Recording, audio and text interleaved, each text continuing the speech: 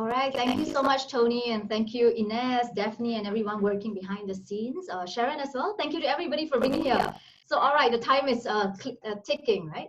But before I start the proper sharing, I wanted to get us into the right mindset, and that is that constraints can be beautiful. And I want to say this as somebody that graduated in the last global financial crisis. I know the current crisis is a lot more global and it's a lot more massive than the GFC back in 09 and 08. But I also graduated in that crisis, and I'm here to say constraints are beautiful. Now, think of it. Why are Asians, and especially Chinese people, known as the best cooks? It's actually not because they were rich. It's precisely because there were constraints. For a long time, they had economic constraints, and so they had to, in Chinese, 物尽其用.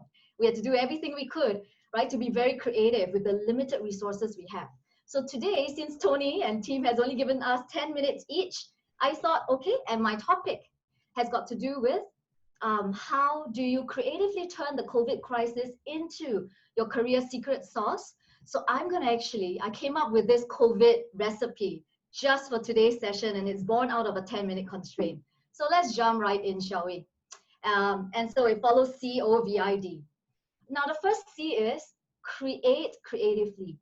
What I mean by this is, many times, if you think about it, when you go for interviews, even before circuit breaker, the World Economic Forum was already saying that by 2022, one of the top skills that employers want to see is creative thinking, complex problem solving, right? The ability to adapt and to self-teach. And with all of that, is that they want to see you create something. So when I say create creatively, I mean, for example, right now, the tons of free webinars like the one that you're listening to right now, summits. There's also a lot of free massive online courses, MOOCs, Coursera, LinkedIn, GA Academy. There should be nothing stopping you from using this time to learn a new skill, but don't just stop there, right? You learn a new skill. Let's say you are a marketer and you picked up the data visualization through LinkedIn, and then you had that badge. Take that skill and then think next, what employer do I want to get an internship or full-time job with? And what skill do I want to exhibit? So let's say you want to differentiate yourself as somebody who is not just an ordinary marketeer, but a marketeer that understands data and can put things into visualizations and infographics. Please, by all means, go look at their website, look at their products and brands, right? And use that new skill that you have to come up with a new infographic, a new data visualization for them, right? You can also start writing articles, LinkedIn articles, for example. It doesn't even have to be a blog site. And you know what this does for you is at the end of the day, when you go for the interviews or even when you start applying, think of this as an audio-visual cover letter, right? Instead of saying, I am someone that takes initiative, I am a self-starter, I do things, you show it. And you show it through your portfolio of things that you have now created, especially during a crisis situation like this, right? We need people that can do and show us that they have done, not just say that they are doers. Then this brings me to my next point, which is observing opportunities, the O's here. What I mean by this is inspiration for action comes from starting from our environment. You want to observe what gaps and problems there are. For example, COVID. What opportunities has it brought to the fore because of the problems? For example, you might see that social workers are really scrambling on the ground, or you might see that hawkers initially they were scrambling, right? Because now it's 100% delivery or takeaway, and traditional delivery platforms, the commission level was too high. So they were a bit stranded. Then came up Hawkers United Taobao 2020, right? Which has many hawkers on it and it ends up being spam. Again, that could be an opportunity for you. Let's say you are a data scientist and programmer or you're an app designer. Don't just create an app for nothing. Think, okay, if I go through the Facebook page of Hawkers United Taobao 2020, I see that there's so many threads and I see that people sometimes post, let's say, Bukit Batok hawkers, right? There might be 10 different hawkers posting at different days, but actually they're geographically extremely close.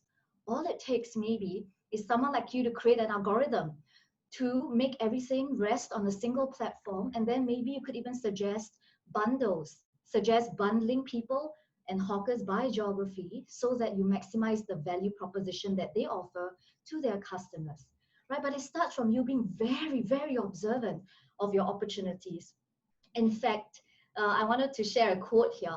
And the quote is that related to C and O, it's that if opportunity doesn't knock, you go and build that door, right? And when it comes to observing opportunities, each of you, please do not be that person that walks through the forest and cannot see firewood, right? There are lots, the larger the problem, the greater the gaps, the more there's opportunity for you to act, right? So once you observe the opportunities, then now you can deliver value, right? So when you observe the trends, for example, that remote working, right, or at least blended working is here to stay. And even when people go back to work, they have to observe some sort of safe distancing measures.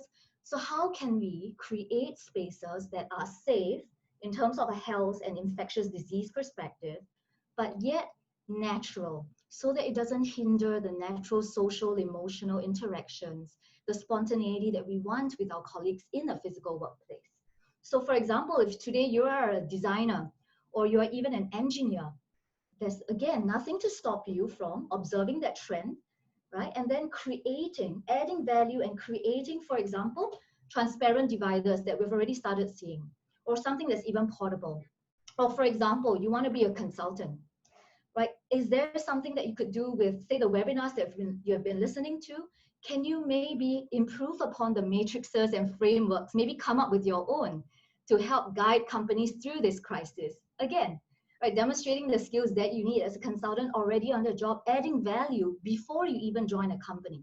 Because all companies want to look for people that can add value straight away. And now with cost being such a huge thing, they want people that can do this with minimal cost, really, preferably free, right? Now, let's say you are a business person, you're a marketing person, right? And you know that, say, right now a lot of companies are scrambling to create new revenue channels, to create new customer opportunities.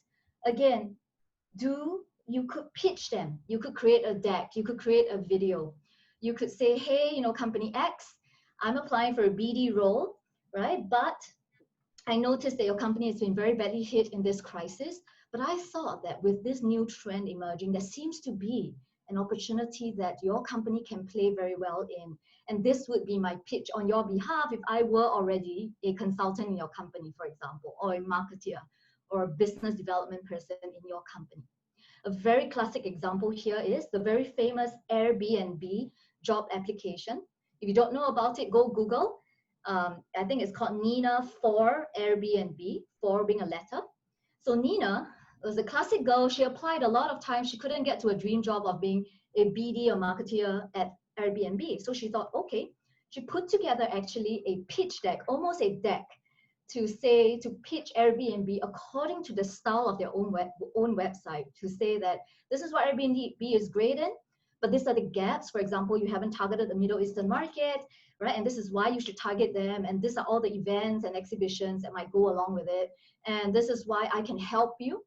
And this is why I'm passionate about your company. And these are the roles that I can help you add value in. I share that example because this is so important. Think of it as the freemium model. You think about the best apps that you use. When you started using them, they were free. Then when you realized how useful they were, they have demonstrated their value to you, it was very natural for you to then pay that little amount to continue using an app that was truly giving value to you. Right? Google Maps, for example, or WhatsApp. Even today, if it charged me $20, I would buy it because I'm so reliant on it. Right? So then you want to, now all this creating, observing, valuing is important. Sorry, let me go back to view to the future. I just want to remind everybody that, again, this is a marathon, okay? And after 12 years of working, having graduated in the crisis, I want to say that as much as we might be tempted to feel a little anxious in the moment, and that's natural, I want you to remember that in Chinese, we say, 前面的路还很长, right? So just take your time a little bit and remember that you are not constrained by your immediate circumstances. So it is okay, right? This little detour might actually be for the better. And even if it's not in the short term, it's not going to compromise you majorly for the future. So just kind of keep your senses around you for that. Fourth one is really important to introspect and identify what you are strong in and what you care about, especially during this season. Why this is so important is, think about it, right? You know, it's the classic difference between what we call spray and pray. You know, where you cast out 100 resumes and cover letters and hope that one of them lands an interview and eventually a job. Spray and pray versus what I call aim and stay. Rather than spray and pray, I rather you aim and stay. And what I mean is, you really want to dig deep and ask yourself, okay, interesting. What are some things that people always say, hey, you're excellent at? You know, anytime we want someone to do this, you are the go-to person. Or we have never seen somebody handle this situation and defuse tension as well as you can. Right? Reflect on that. Reflect on what makes you tick, what energizes you, what comes naturally to you.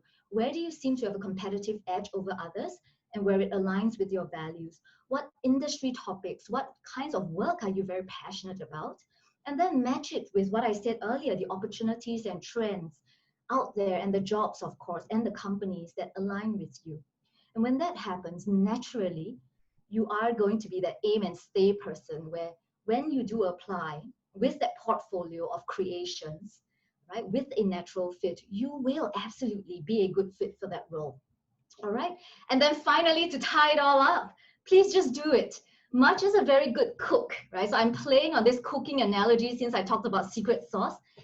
Much as a very good cook doesn't just think and watch webinars and YouTube videos about how to cook. They actually have to do the hard work of gathering the ingredients, then actually cooking. And you know, along the way, when you cook it, then you realize, oh, okay, sorry, I think the heat needs to be higher for this so that I can char it better. Or I need to maybe fry it in a different sequence. Or maybe it's better if I added more garlic here and a dash of salt there. And maybe along the way, I find new recipes. If I want to make chili crab, maybe along the way I realized, maybe I could add some croutons to it. I could add some pasta to it. Maybe I could even add some alcohol down to it to mix it up. Right? DT here stands for design thinking. And that's very crucial. Along the way, as we work out our career, it takes an iterative process. You do it, you gain new insight that you didn't know before, you try. With that new knowledge, you make new things happen. Right? And so with that, I wanted to leave us with this thought. In a crisis, there are only two kinds of people. They're the shapers and the sitters. You decide who you want to be. Wish you the very best of luck. Feel free to connect with me with a short note on LinkedIn. Thank you so much. And back to you, Tony and team. Thank you again for having me.